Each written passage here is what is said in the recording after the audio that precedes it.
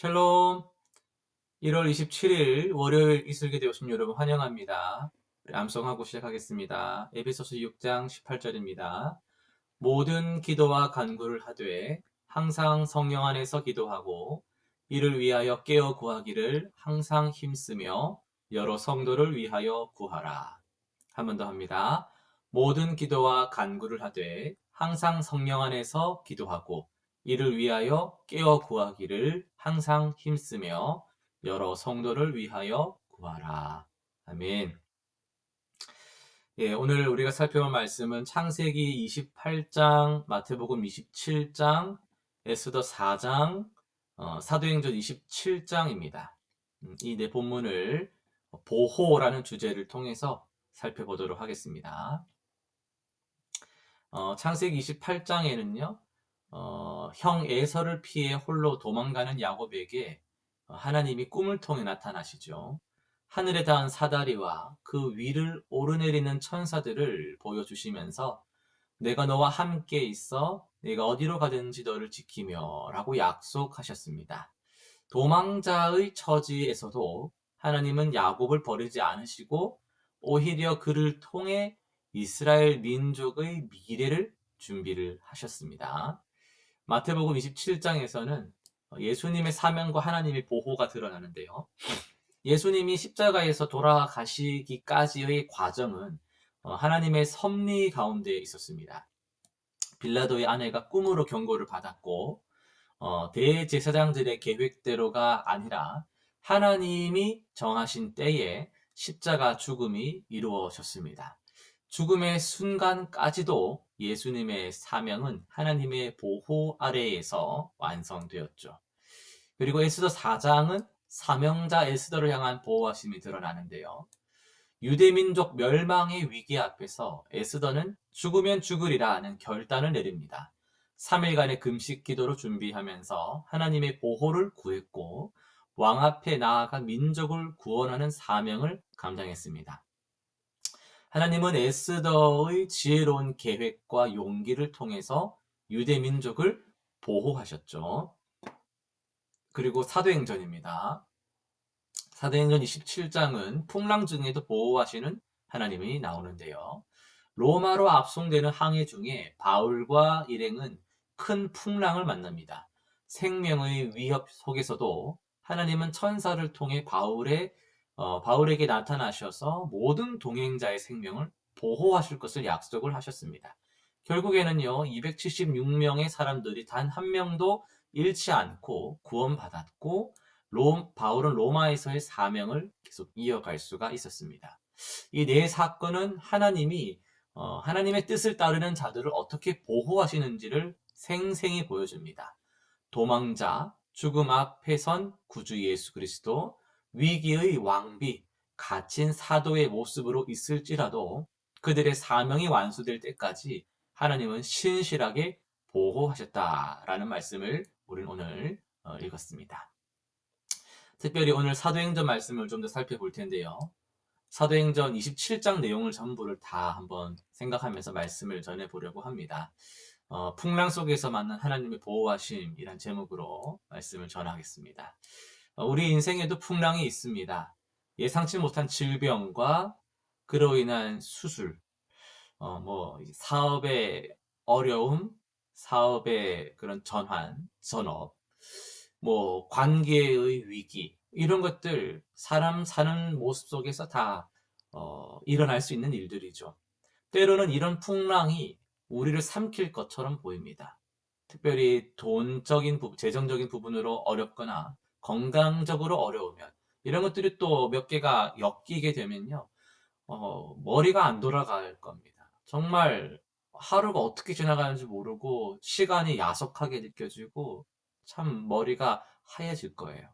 하지만 오늘 본문은 이런 위기 속에서 어떻게 하나님의 보호하심을 경험할 수 있는지를 우리에게 보여주고 있습니다. 바울은 로마로 압송되는 길에 강한 풍랑을 만납니다. 14일 동안 태양도 별도 보이지 않는 캄캄한 바다 위에서 모든 희망이 사라져가는 것 같았습니다. 그들은 배 위에서 두려움과 불안 속에 떨고 있었고 더 이상 안전하다라고 느낄 수 있는 길이 없었어요. 하지만 그때 하나님은 천사를 보내서 바울에게 말씀하십니다. 두려워하지 말라. 너와 함께 항해하는 자들을 다 내게 주셨다. 이 말씀은 바울에게 큰 위로가 되었고 그와 동행하는 모든 이들에게 생명의 빛을 비추었습니다. 우리는 여기서 세 가지 중요한 진리를 발견할 수가 있습니다. 첫째는 하나님 계획 안에 있는 사람도 풍랑을 만날 수 있구나라는 겁니다. 바울은 하나님의 부르심을 받은 사도였지만 그도 풍랑의 위험 속에 놓였습니다. 이는 우리의 삶에서도 마찬가지입니다. 하나님께서 여러분을 부르셨다라는 이유만으로 여러분의 삶이 순조롭게 진행된다라는 것은 아닙니다. 하나님은 우리를 더 강하게 만들기 위해 더 하나님의 형상답게 다듬어 가시기 위해서 또는 우리의 믿음을 시험하기 위해 때로는 어려운 순간들을 고난을 허락하실 때가 있다라는 겁니다. 둘째는요. 하나님은 풍랑 속에서도 우리를 보호하신다라는 사실입니다. 배는 파괴되었지만 하나님의 약속대로 276명 모두가 구원을 받았습니다. 우리는 어려움이 닥칠 때에 하나님의 보호가 없어진 것처럼 느낄 수도 있습니다. 그러나 사실 하나님은 항상 우리의 곁에 계십니다. 하나님은 바울에게 약속하셨고 그 약속은 모든 동행자들에게도 적용됐습니다. 하나님은 오늘 저를 통해서 여러분에게도 말씀을 전하고 계십니다. 이처럼 우리는 하나님께서 주신 말씀, 그 약속을 믿고 어려움 속에서도 풍랑 속에서도 그분의 손길을 계속 느낄 수 있다라는 거죠. 셋째는요. 하나님은 우리를 통해서 다른 이들도 보호하신다라는 겁니다. 바울의 믿음으로 인해서 모든 동행자가 보호받은 것처럼 우리의 믿음은 다른 이들에게도 영향을 미칩니다. 이 세상에서 우리가 겪는 고난은 단순히 개인적인 것이 아닙니다. 우리의 믿음과 인내는 주변 사람들에게도 큰 힘이 되며 그들에게 하나님을 알릴 기회가 될 수 있다는 거죠. 우리는 서로의 믿음을 북돋으면서 힘들어하는 이들에게 희망의 메시지를 전할 수가 있습니다. 여러분 지금 혹시 인생의 풍랑 속에 계십니까? 재정의 풍랑입니까? 건강의 풍랑입니까? 관계의 풍랑입니까? 두려워하지 마십시오. 하나님은 우리가 불안과 고난의 바다를 지날 때에도 결코 우리를 버리시는 분이 아닙니다. 느껴지지 않는다 할지라도 하나님을 계속해서 부르짖고 하나님을 찾으시기 바랍니다. 이사야서 43장 2절의 말씀처럼 내가 물 가운데로 지날 때에 주께서 함께 하시며 강을 건널 때에 물이 넘치지 못하리라는 약속을 여러분 붙드시기 바랍니다. 우리는 풍랑 속에서도 하나님의 도우심을 경험할 수 있고 그분의 평강이 여러분의 마음을 가득 채울 것입니다. 오늘 실천사항 세 가지 한번 정해보겠습니다. 첫 번째는요. 1일 기도 시간을 정하는 겁니다. 매일 아침이나 저녁이나 하루에 10분씩 하나님께 기도하는 시간을 정하고 해보시길 바랍니다. 틈날 때 한다고 하면 언제 또 안 하게 될지 모릅니다. 정한 시간에 10분 아니 5분이라도 기도하는 그런 시간을 한번 정해보시기 바랍니다. 기도 내용에는요. 자신의 풍랑, 어려움, 그리고 주변 사람들의 문제를 포함시키는 거죠. 이렇게 함으로써 신앙을 더욱더 깊게 하고 하나님의 보호하심을 우리가 의식하려고 애를 쓸 수가 있는 겁니다. 또 두 번째 실천 사항은 예배와 공동체 모임에 참여하는 겁니다. 매주 교회 예배에 참석하고 또 기간 모임을 통해서 또 같이 기도하는 그런 참여하는 것에 더 열심을 내시길 바랍니다. 혼자 있으면 머무는 생각들이 같이 있으면 흘러갑니다. 고여 있으면 썩지만 흐르면 사는 거거든요. 혼자 있으면 자꾸 생각이 골을 파게 되어 있어요. 예배 와서 말씀으로 채우시고 또 말씀으로 모든 세상적인 것들을 또 비워내시고 성도들과 진실한 교제로 위로받으시고 위로를 주면서 공감할 수 있는 그런 교제의 시간을 사모하시기를 바랍니다. 또 세 번째는요. 믿음의 증거를 나누는 겁니다. 매주 또는 매월 최소 한 사람에게 기관의 회원들이나 주변 영적인 또 교제가 가능하신 분들에게 여러분의 믿음과 하나님의 보호하심에 대한 은혜들을 간증하면서 나누는 시간을 한번 가져보세요. 주변의 친구나 가족, 동료들에게도 하나님께서 어떻게 역사하셨는지를 나누어서 그들도 야, 하나님이 정말 도우시는가 보구나 라는 것들을 알게 해서 하나님께 영광 돌리는 여러분 되시기를 바랍니다.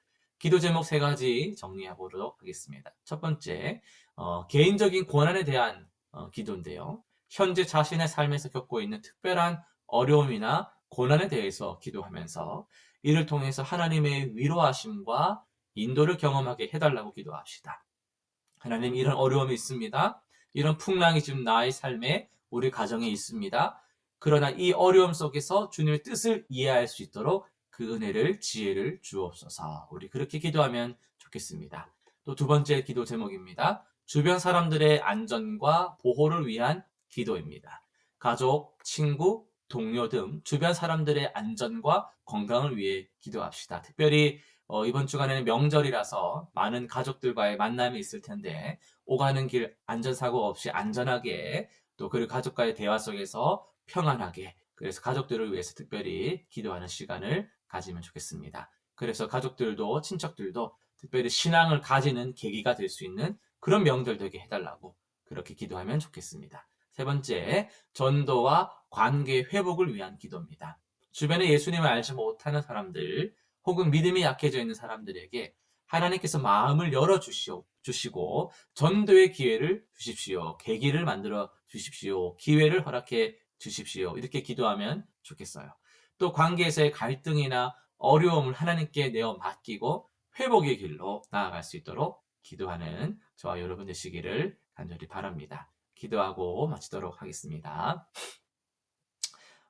풍랑 같은 고난 속에서도 우리를 지키시는 하나님 아버지, 지금 우리가 겪는 이 어려움 속에서도 동행하시며 보호하심을 우리가 믿습니다. 우리의 믿음이 다른 이들에게도 영향을 미치게 하시고 함께 나누는 삶을 살게 하여 주옵소서. 오늘도 우리가 하루를 살아갈 때에 하나님의 그 보호하심을 누리게 하시고 우리도 누군가를 보호하며 하나님의 역사를 같이 공유할 수 있는 선한 믿음의 역사를 나누는 증인들 되게 하여 주옵소서. 감사드리며 예수님의 이름으로 기도합니다. 아멘.